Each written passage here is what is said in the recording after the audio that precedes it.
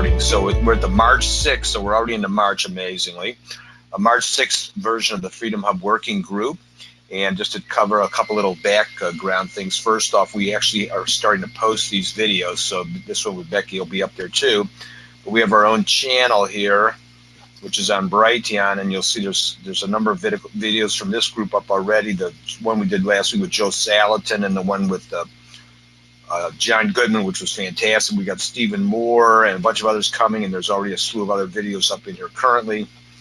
The address for the site is the brighteon.com/channel/health now, and I'm going to post this and circulate it around in case anybody doesn't have the time to jot it down. And then the other thing is, starting tonight is kind of an offshoot of this, and some of the stuff that Charles and I have been engaged in, is that we're starting a webinar every week Wednesday at 7 Eastern, and this is concerning the free market in healthcare and kind of where that's going, with some celebrity doctors and a lot of stuff, and then how the Health Excellence Plus program fits within all of that. And so here's the link to go to get on board with that, and I'll post that as well. So that's kind of like the behind the scenes housekeeping a little bit. Back on our regular LinkedIn page, this has also already been announced. So if you're in this page, and if not, definitely send me an invite to join, and we'll get you into this group. And then also we have a notification, just so everyone's aware of it, that goes out at 3 o'clock on Mondays that lists who's about to be on and who just was on. Like, so in other words, for today's meeting, it'll be posted Monday at 3, and there'll be a link to listen to it and so on. Just make sure it doesn't hit spam, because it's coming from that MailChimp system. So sometimes some people's systems do, but that's why we have it go at a set time every week, so you know when to expect it. So on that note, I'm going to let Charles take over a little bit and talk about who's coming and what's going to happen today, and then we'll get going. Thanks, Jeff. And this is Charlie Froman. I work with Jeff in our disruptive health field and with this weekly policy webinar. And today I'm excited to introduce Becky Akers, a prolific writer on the TSA abuse, but also a novelist of Revolutionary War novels. And she was also famous in libertarian polemics for some good articles on why we should regulate immigration at all. And if we tackle that policy, maybe we'll have Becky back. We will have a couple other speakers joining in on the discussion. Of late, we have a couple, Wendy and Renee from the Freedom to Travel USA.org organization. And as regulars know, we always want to promote a couple organizations each week so our members have somewhere to go if they want to continue advocacy for these important issues. And then a former colleague of mine in the security privatization effort in which I was involved may join us a bit later, Dea Kalsa, and I helped him try to take over a couple of airport security contracts from TSA. So there are a few airports where you'll get screened by private contractors, which is slightly better, but because it's under the TSA umbrella, it's not really as reformist as we really need things to go, where we'll have a smoother flying experience without so much bureaucratic hassle. And before, Becky, we let you go, let me just preview the next 4 weeks. Next week, we have the very well-known libertarian thought leader Jacob Hornberger, who's going to talk about his controversial essay comparing the political economic structure today with that of 100 years ago. And we'll discuss whether we have progressed in certain areas and regressed in others. Then next week, the week after that, we'll have a libertarian philosopher professor in my circles, Chris Fryman, who's going to talk about his book on the failure of philosophers ever to get things right. And then the following week, we have the well-known libertarian speaker Jeff Tucker from the Foundation of Economic Education. He's going to talk about how markets are what you need to have the beautiful and nice things. And then a month from now, we'll have Baron Choka, who is a libertarian technologist, and we'll talk about technology, whether it's friend or foe. We do have our Wednesdays booked through July, so please come back every week for a new controversial topic. All these issues combine under our goal here at the Freedom Hub Working Group, which is to expand our right to pursue happiness. So, Jeff, you want to let Becky take it away?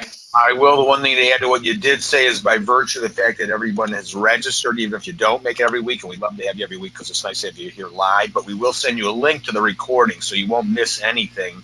And now that we're posting them up on that one website I just showed, you'll have a way to go back and look at all of them as a full collection or share them with others, which we'd certainly love you to do to drive some more traffic to our events. So, Becky, on that great note, why don't you please take the floor? Well, thanks very much. I appreciate the introduction, and I want to thank everyone who's attending, as well as our hosts, for your interest in one of the worst dangers threatening Americans in general and passengers specifically, the TSA. Yep, those dimwits wearing blue gloves at airport checkpoints waiting to grope you and rifle your belongings, the ones who've never yet caught a single terrorist. You may consider them only an inconvenience, but they actually endanger you, and lethally so. We don't have time to go over all the things they do to endanger us, so I'm going to concentrate on just a couple of the less obvious examples. First of all, they damage sensitive equipment on aircraft. In 2008, quote, the TSA inspector gained access to 7 parked American Eagle planes by hoisting himself up with pipe-like air temperature probes on the side of the aircraft. Pilots use readings from these probes to gauge the probability of icing, end quote. Now, understandably, a guy hoisting himself up by those outraged American Eagle officials, who said the inspector, quote, could have jeopardized the safety of our customers and crew by damaging the equipment, end quote. The TSA's response? It fined American Eagle $175,000 for leaving the planes available to its inspectors. Second, to avoid the TSA, many folks drive now instead of flying. Tragically, though, automobiles are far deadlier than aircraft. I picked the year at random, 2014, and discovered that in that entire 12 months, not a single aircraft in the U.S. crashed. And in fact, only one did worldwide. And yes, that crash killed all the 239 unfortunate folks aboard. But contrast that 239 with the number of Americans killed in traffic accidents in 2014, 32,860. Even 1972, the worst year on record for fatalities in aviation, killed only 2,373 people versus the 32,860 folks who will die in their cars this year. Third, the TSA's searches meet the actual and legal definitions of sexual assault. Now, some folks are able to laugh them off. There's an absolutely hilarious article in The Atlantic by a guy who describes his close encounter with the TSA. But other people aren't able to laugh. Survivors of rape, adults who endured sexual abuse as children, teens who feel a stranger's hands on them for the first time, all are traumatized. Many take months or even years to recover. If the TSA hasn't yet manhandled you, I'd urge you not to underestimate how upsetting and degrading it is. For several months in 2010, the TSA groped pilots as they were heading to their cockpits until the pilots' union put a stop to it. And remember, pilots are usually pretty tough guys. Some of them are military vets. They were vomiting from these rapes. Now, along with this go the porno scanners. They not only denude you to government agents, but they also irradiate you. TSA continually denies that they do either, but the TSA, if its lips are moving, you know it's lying. It lies about everything all the time. Fourth, forcing passengers to pad barefoot on filthy airport floors exposes them to all sorts of germs. Jason Tetra is a microbiologist, and he said that although, quote, there have been no scientific examinations of the microbial contamination of airport floors, studies have looked at surfaces in the airport and have found an incredible number of different types of bacteria, viruses, and fungi, end quote. Now, among those are such scary-sounding beasts as Staphylococcus aureus, human papillomavirus, and fecal coliforms, which, Jason Tetros says, quote, as the name implies, are bacteria normally found in our intestines, but without proper hand washing, they can end up on surfaces, including floors. If you happen to touch your mouth after touching your feet, you may end up with some gastrointestinal troubles during your flight, end quote. There's another really scary scenario that arises from all this. Screeners seldom change their gloves between groping victims, so all it would take is a couple of sick passengers falling into the TSA's clutches to spread a pandemic worldwide. Fifth, the TSA ruins lives, innocent, average American lives. Let's look at Christopher Lyons, who was 43 at the time that the TSA destroyed his world, and his 34-year-old wife, Karen. In the winter of 2005, they embarked on what was supposed to be a fun trip to Disney World with their 2-year-old son, Spencer. They planned to catch a 7 a.m. flight on Southwest Airlines, but given how stressful flying's become since 9/11, especially for families traveling with children, the Lyons tried to make things as easy as possible. They drove the 65 miles from their home in Connecticut to the airport the night before their early flight and stayed at a hotel. Chris changed his son's diaper around 5 a.m. the next morning without turning on the light, just before they checked out of the room. He thinks that's when the pen knife fell out of his pocket. The knife may have landed on the bed or fallen into an open canister of Huggies. In the dark, his wife Karen didn't notice the small knife either. She scooped extra Huggies off the bed and refilled the canister, artfully concealing the 2-inch blade. Or at least that's how the TSA chose to interpret the actions of parents shielding their sleepy little boy from bright light. Screeners ran the Lyons diaper bag through their scanner time and again while the couple's anxiety mounted. Then the TSA minions consulted their supervisors for 15 minutes, surely the longest 15 minutes the Lyons had ever endured, before finally summoning the Connecticut State Police. Cops decided they had to arrest someone for, quote, circumventing airport security, so they allowed the Lyons to decide whether it would be Chris or Karen.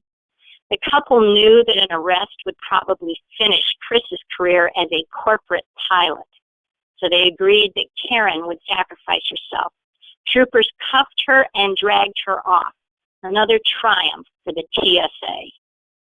But that's a story from 2005. You're protesting? That's a long time. The TSA's improved since then. Well, unfortunately, it hasn't. It continues in its absurd and pointless cruelty. For instance, in 2010, the TSA required a 4-year-old boy who is, quote, developmentally disabled as a result of being 16 weeks premature and has to wear corrective braces, end quote, to remove those braces and walk by himself through the metal detector, despite his parents' pleas and explanations that he could not do so. Then there's Lucy Forktail from 2013. Lucy was a little girl in a wheelchair, all of 3 years old, suffering from spina bifida. She and her family were flying from their home in Missouri to Disney World. The TSA's unconscionable thugs tormented this poor little handicapped kid so badly that she wound up crying, "I don't want to go to Disney World." Now, you might assume from these stories that it's only disabled children on whom the TSA preys, but no. In 2011, its thugs strip searched an elderly woman in a wheelchair at JFK Airport. Now, anytime a passenger calls the TSA on its evil, the TSA's MO is to call the passenger a liar, and it did so then. But 2 other grandmothers immediately stepped forward to reveal that they, too, had been strip searched at the same airport. The TSA that claims to protect passengers has also beaten several of them, one until she was bloody. Her name is Hannah Collin. Hannah was 18 at the time the TSA attacked her in 2015, and she was flying with her mother from Memphis in the St. Jude Children's Research Hospital. Hannah had survived a brain tumor and various disabilities brought about by the treatment for it. She's partially deaf, partially blind. She has trouble walking and talking. She's generally the sort of person for whom decent people feel compassion and admiration, but not the TSA. When Hannah became confused at their orders, the brutes swarmed her and knocked her to the floor. And we've had pictures of Hannah's bloodied face on your screen, absolutely heartbreaking when you see her terrified eyes. You can also search on the internet for Hannah Cohen TSA, and there's the picture. Thanks so much. This is what we've come to with airport security. There's just no excuse for that. Such horrors prompt the question, why does the TSA pretend that obviously harmless passengers like poor Hannah are terrorists and abuse them accordingly? Well, aside from the obvious reason that power corrupts, another motivation is that there are actually very few bad guys out there. But you don't need to take my word for it. The U.S. State Department issues a report every year on the estimated number of terrorists worldwide. It's sort of a census of Al-Qaeda. Now, I've analyzed that report for several years running. And while the figures vary a bit from year to year, there are more bureaucrats at the Department of Homeland Security alone than there are terrorists worldwide. Worse, all by myself, I outnumber those terrorists whose, quote, area of activity is the U.S. So what does an anti-terrorist bureaucracy with over 50,000 employees do when no terrorists are targeting the old homeland? Well, it reacts exactly as the TSA does. It manufactures bad guys from innocent passengers like Hannah Collin and Lucy Ford. It also turns ordinary mundane objects, such as snow globes or snacks for little kids, into weapons of mass destruction. And it implies that actual weapons are a huge danger to aviation rather than a defense from terrorists. Now, you'll frequently hear the TSA brag about how many guns it's stolen from passengers at checkpoints in the last week or month or whatever, but no studies anywhere prove that guns at 30,000 feet protect us any less than they do on the ground. Imagine how differently 9/11 might have turned out if passengers on any of the 4 aircraft had been armed. Yet the TSA continues to vilify guns and ruin the reputations of folks who forget they're quite literally packing heat. And that's the worst danger that the TSA poses. It foists a police state on us. The TSA completely violates the U.S. Constitution, specifically the Fourth Amendment. Quote, the right of the people to be secure in their persons, houses, papers, and effects against unreasonable searches and seizures shall not be violated, and no warrant shall issue but upon probable cause supported by oath or affirmation, and particularly describing the place to be searched and the persons or things to be seized. Pretty emphatic and straightforward, right? So how does the TSA get away with eviscerating the Fourth Amendment? Well, aviation, unfortunately, was born during the Progressive Era with its huge faith in experts and government. From the beginning, government controlled this new industry. Its stranglehold tightened every decade, with more and more of aviation coming under federal management. Finally, several hijackings in the 1960s grabbed headlines, and the court used them as its excuse for handing the feds new powers over aviation that the Constitution nowhere delegates to it. The court declared that the threat of hijacking made reasonable whatever searches the FAA wanted to mandate. Ironically, those federal rules and regulations guaranteed the hijackers' success on 9/11, if we accept the official story. But unlimited searches are one of a police state's most effective tools. They humiliate those being searched, and they teach bystanders who's boss. They quell verbal dissent as people try to avoid attracting attention, and they quell practical dissent because all sorts of things turn up during mass searches, not just the particular contraband with which the government justifies the search. For example, even though the TSA says it's looking for explosives, it often finds drugs the government doesn't approve, or exotic animals or plants. It calls the cops on these passengers, and they wind up in jail. The U.S.'s chief prosecutor at Nuremberg in 1945 and 46 was Robert Jackson, and he knew something about police state after watching Nazis parade through the courtroom. He said of the Fourth Amendment, quote, "These rights, I protest, are not mere second-class rights, but belong in the catalog of indispensable freedoms. Among deprivations of rights, none is so effective in cowing a population, crushing the spirit of the individual, and putting terror in every heart. Uncontrolled search and seizure is one of the first and most effective weapons in the arsenal of every arbitrary government," end quote. Meanwhile, for the last 50 years, the airlines have despised security as a federal requirement, ever since the Supreme Court invented an interest for the feds in safe aviation back in the 1960s. It's sort of like your local government's requiring you to run 5 miles every day. Now, left to yourself, you might be a fitness fanatic, but as soon as bureaucrats compel you to run and impose silly rules about it, you can only run between the hours of 11 a.m. and 2 p.m., and you must wear a pink jogging suit with black stripes or pay a hefty fine, you're going to lose your enthusiasm. And for sure, you'll buy the cheapest pink suits you can find. Well, it's the same with the airlines. Since the 60s, they've been far more concerned with fulfilling the FAA's senseless mandates on security as cheaply and easily as possible, rather than with actually protecting passengers. That's why the industry never protests the TSA's abuse of its clients. The TSA shifted the cost of complying with stupid regulations from the airlines to us.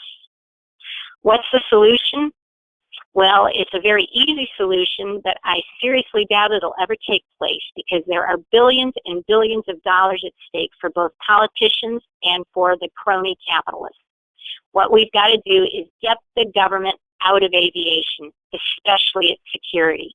Allow the airlines to protect their customers from whom repeat business comes, their multi-billion-dollar inventory, and their highly trained personnel as they think best.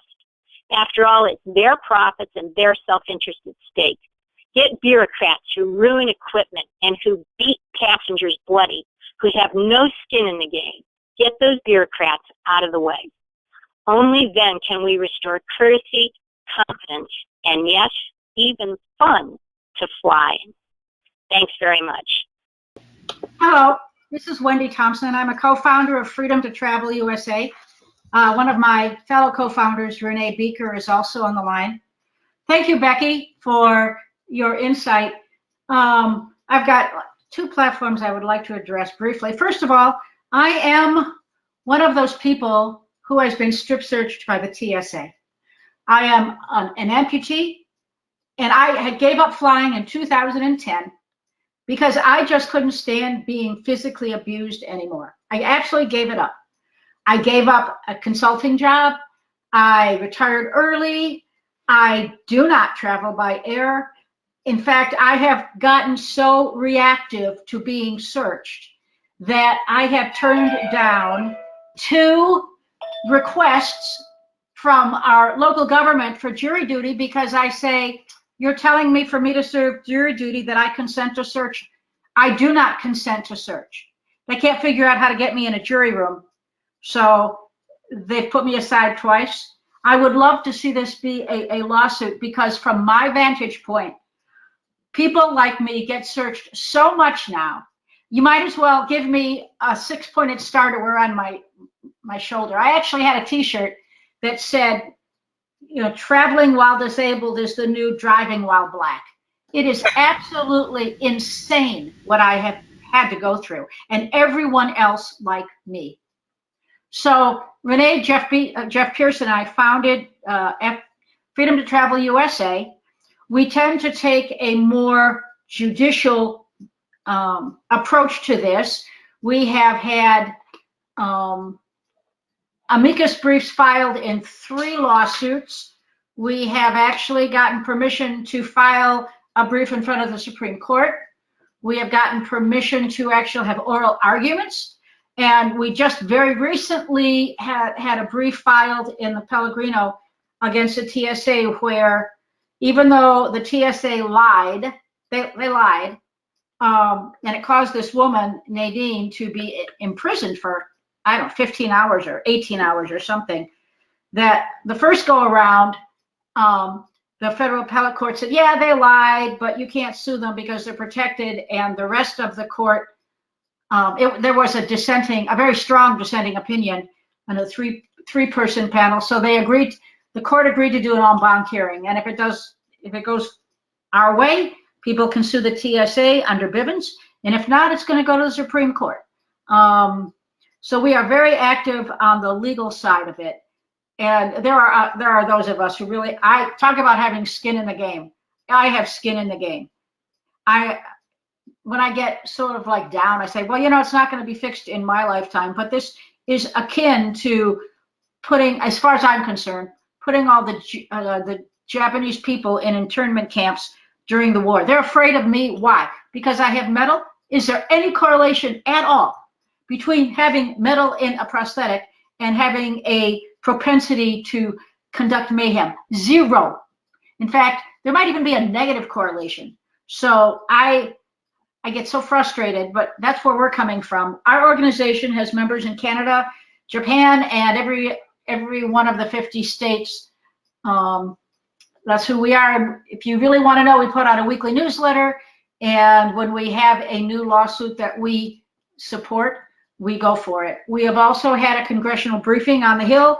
Our speakers were Summer Gentry and John Corbett, who actually embarrassed the TSA greatly by demonstrating how he could get contraband through these scanners. And he did it, both kind of scanners, 2 different airports, and he put it out there in a YouTube video. And oh, was the TSA upset. We have also gone to the TSA twice and testified. So that's who we are. That's pretty impressive. Do you have a web address I can pop up real quick? Absolutely. It's freedomtotravelusa.org. And Jeff, while you open that website from Wendy, I think you want to unmute Tia Jolie as a actual commercial big jet pilot. That's I think right. she has some comments to say. Excellent. I saw her arrive. Tia Jolie. Yep.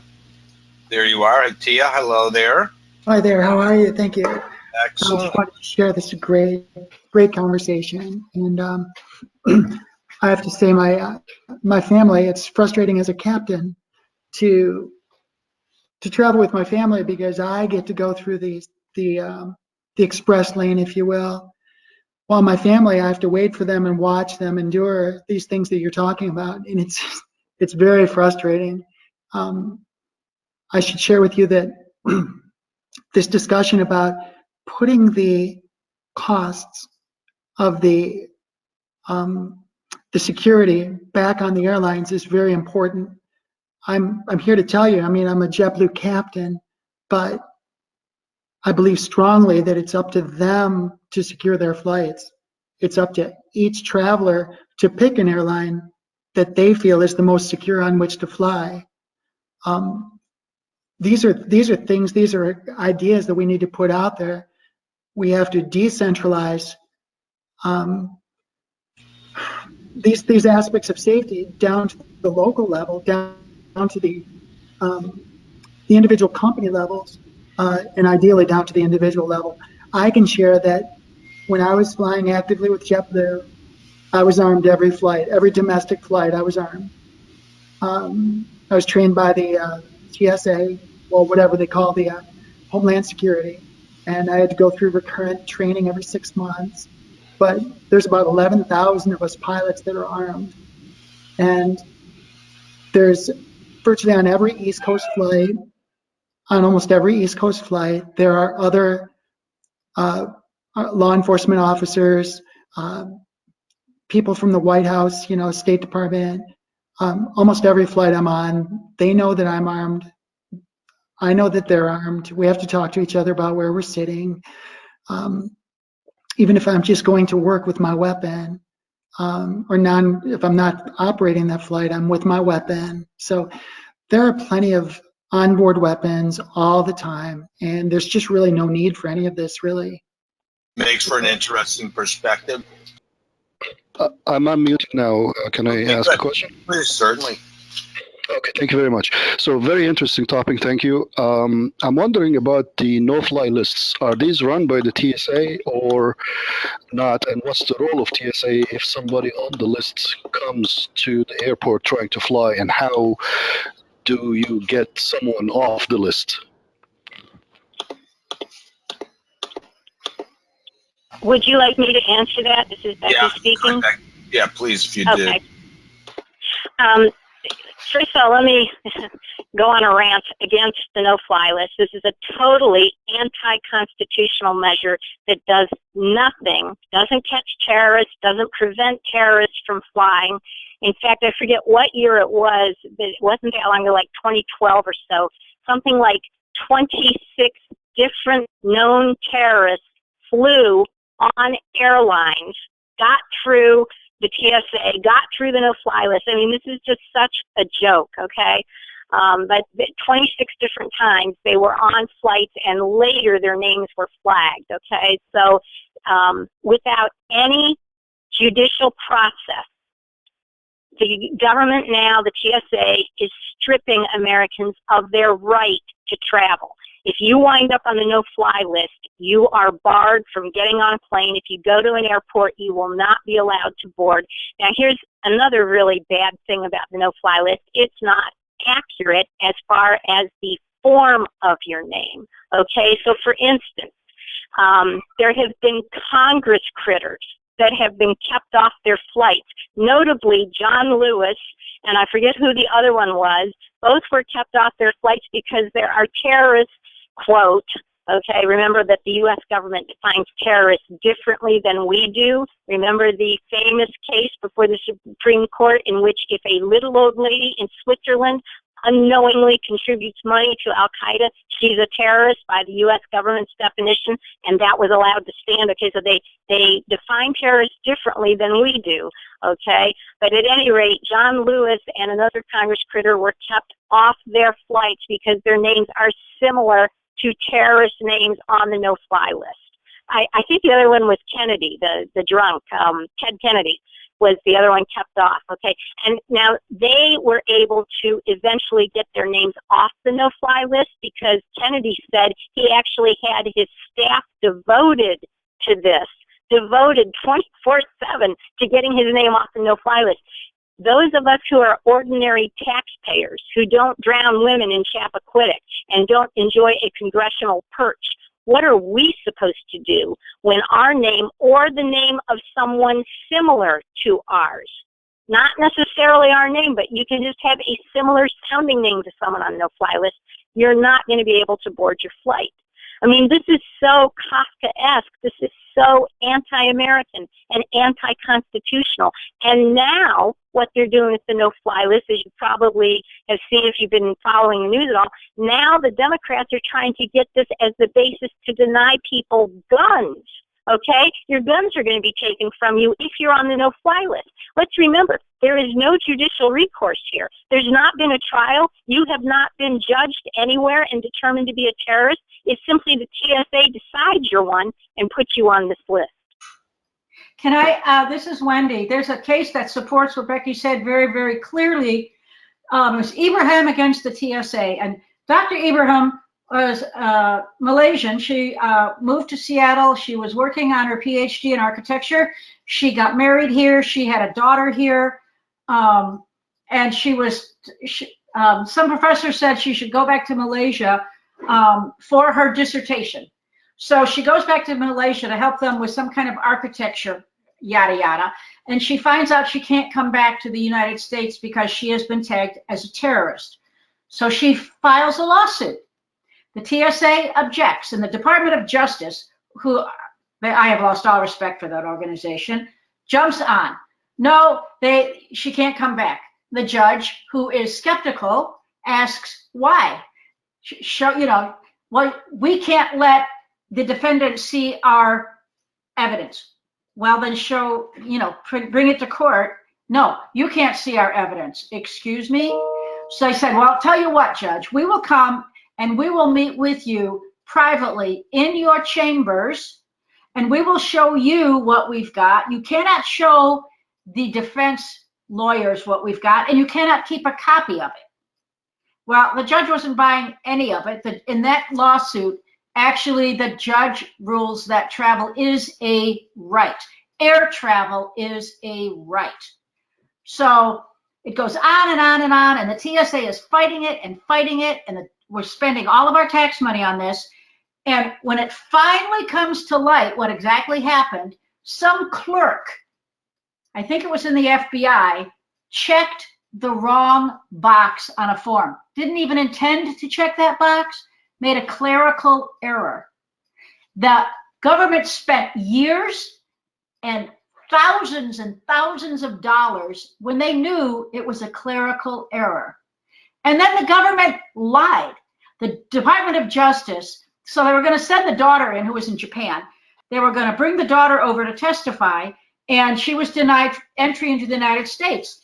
And she said it was because of the TSA. And the Department of Justice got up and said, oh, we had nothing to do with it. But the airlines submitted on the traveler's behalf a letter from the TSA asking that the woman not be allowed to fly.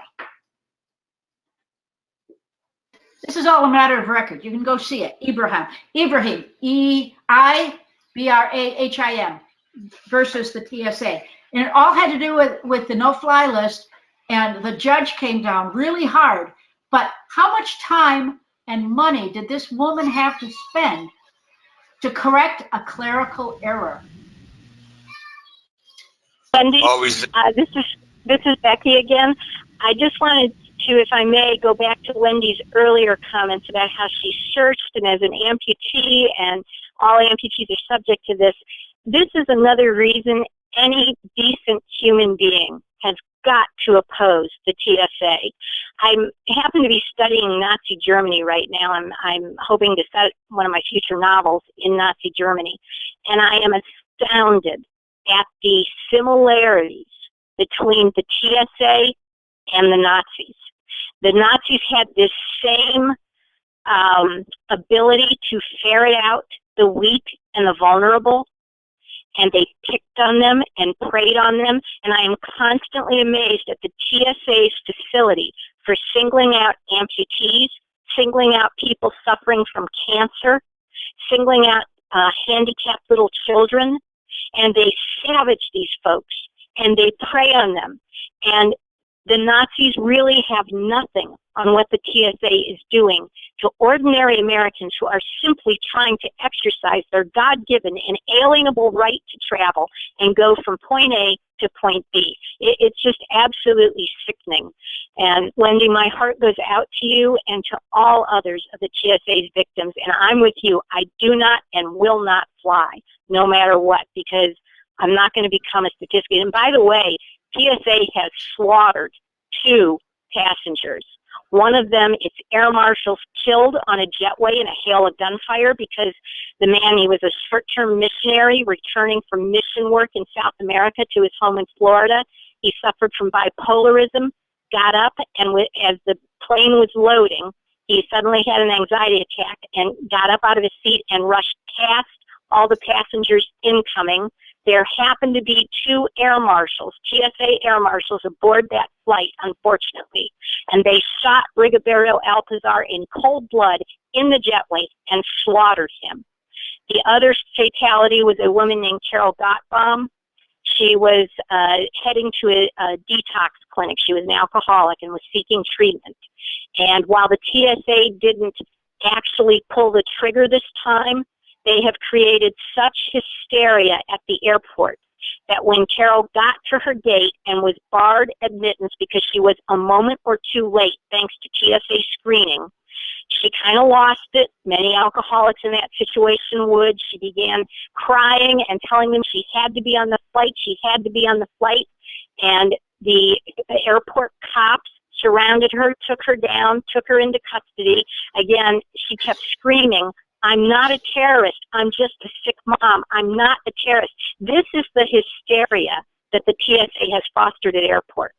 Anyways, the cops hauled her away, and she mysteriously died in their custody once they had cuffed her. So we really, any decent human being has to stand back and say, what can I do to get rid of the TSA? It's got to be abolished. It is degrading individual Americans, and collectively, I hate that word, but I'm going to use it anyways, collectively, it is destroying the country with its insistence on a police state and its attempts, and the Department of Homeland Security as a whole, TSA is part of that bureaucracy. That department's got to go. That's the genesis of the whole, if you see something, say something, that attempts to turn us into rat finks on each other and rat each other out to the police state. I mean, this is just a satanic department that's got to be abolished. Jeff, Charlie here. I think Renee also from the Freedom to Travel organization is unmuted if she wants to comment on that. Hello, can you hear me now? Yes, we can. Well, thank you. Okay. Go for it. What I just want to share is, you know, when our group meets and we talk or we work on court cases, one of my biggest fears is somebody's going to die. You know how there's been so many reports of TSA putting their fingers in ports for cancer patients, or telling people they have to go through the scanner when they have a medical device attached to them, such as for insulin. And they really are endangering lives. As Becky said, they are endangering lives. And I'm shocked at this point that we've had so many medical accidents, but I really believe at some point their negligence will take somebody's life in a very dramatic way. And it really, really concerns me. I did not let my daughters fly for about 7 years. Now they're adult children, so I don't have much control. But out of fear of them being manhandled and touched. It's just horrible what's happening. It's a pretty fearful. So thank you. Yeah, that was fantastic. You know, and just as a little observation, in certain political circles, they'd like to try to abolish ICE. Yeah, but similarly, they'd like to rely on the TSA to be a big part of their operation and what they're trying to accomplish. Oh, yeah. Their TSA is everywhere. If you pay attention on the highway, I was in Florida not that long ago, and there's this giant truck out there, and it was a TSA truck monitoring traffic. And I couldn't understand what the hell they were doing, but they're literally bleeding into every segment of the country. Anything that they can take control of for security, they will do. And giant trucks. I had a friend say to me, I think, Renee, you're over exaggerating. Can't be true what you said. And on her way back to Florida from Kentucky with her college son, they were stopped by a ginormous black TSA vehicle and looking for drugs.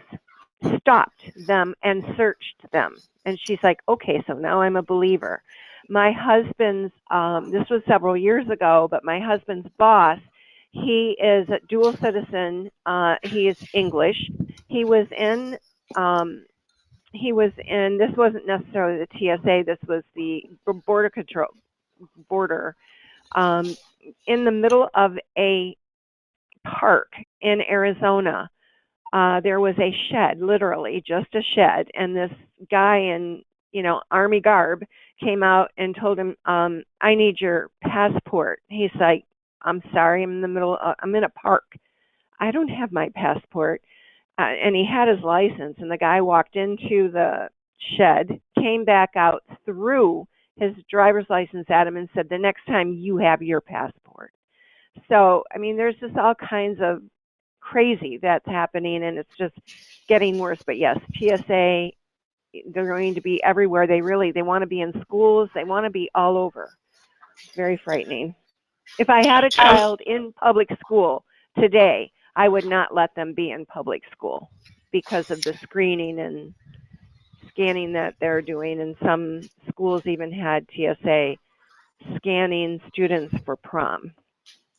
Jeff, Charlie here. I'd like to ask Becky and the other speakers from the Freedom to Travel group to itemize specific follow-throughs that the participants in this call can engage in to ease travel without so much bureaucracy.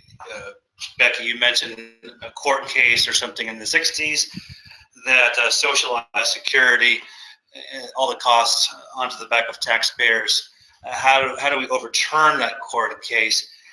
There is the current ability of airports to opt out of TSA and hire a private security company, which can help marginally, but I wouldn't say much because it's the same rules.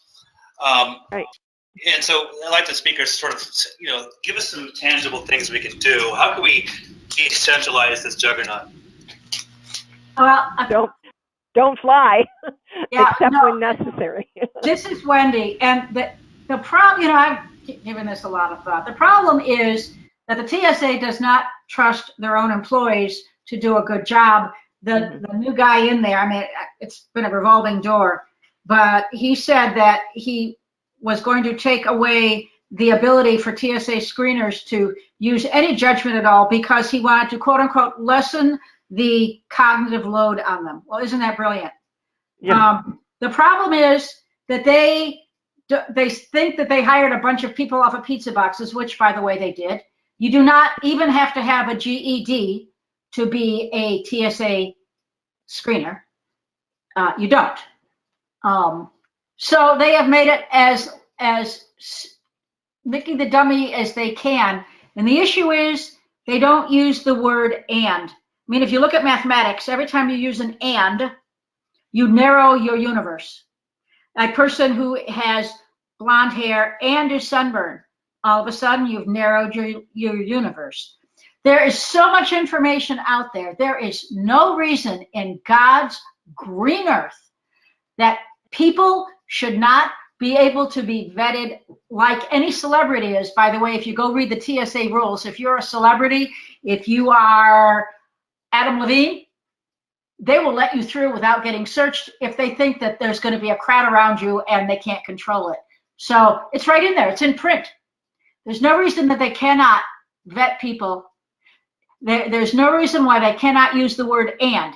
This is a person traveling on company business and their ticket was booked both ways by a corporation and they live and they file taxes and.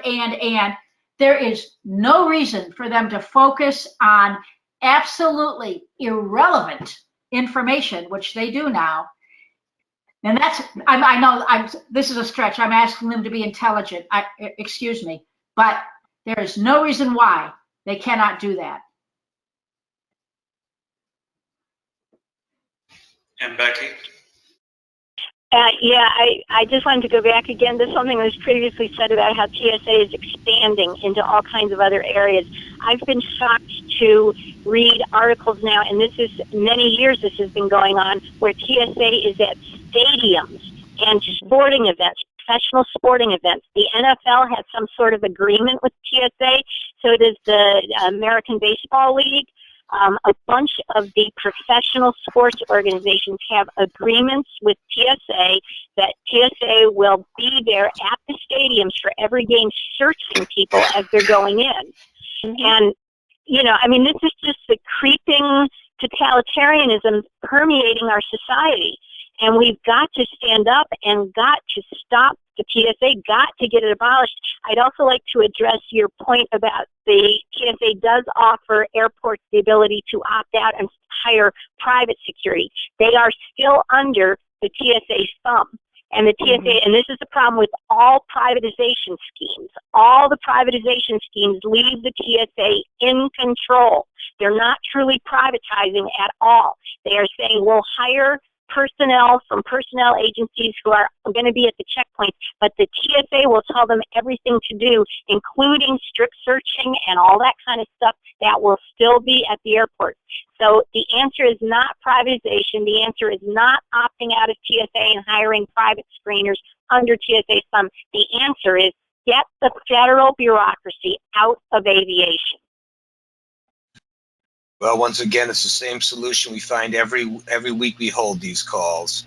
And on the end, we're coming to an end here. We're at almost a couple minutes of 5, so I don't want to kind of detain everybody, but this was great. Obviously, we could keep going at this for another couple hours and then go ahead and get some beers. Charles, what have we got coming up next week? Sure, and as you do, as I preview our speakers, Jeff, if you want to unmute everyone in case anyone has last-minute questions. Certainly. Last couple of minutes. For the next 4 weeks, Jacob Hornberger next week on whether we've made any progress over the past century, political and economic. The following week, Chris Fryman on his book on the failure of philosophers. The next week, Jeff Tucker on how it's markets that give us the nice things in life. And 4 weeks from now, Baron Choka on technology with our friend. So, Jeff, you want to make any last questions or comments? I got everybody unmuted, so it's a little noisy, but if anybody has a last minute question, we'll entertain it before we close this week. This is Wendy. If anyone wants further information with some real facts and study about the risks of disease and all that other stuff, go to our website, because we have picked out studies that say that checkpoints provide near ideal conditions for disease transmission. We've got facts. We've got a lot of stuff out there.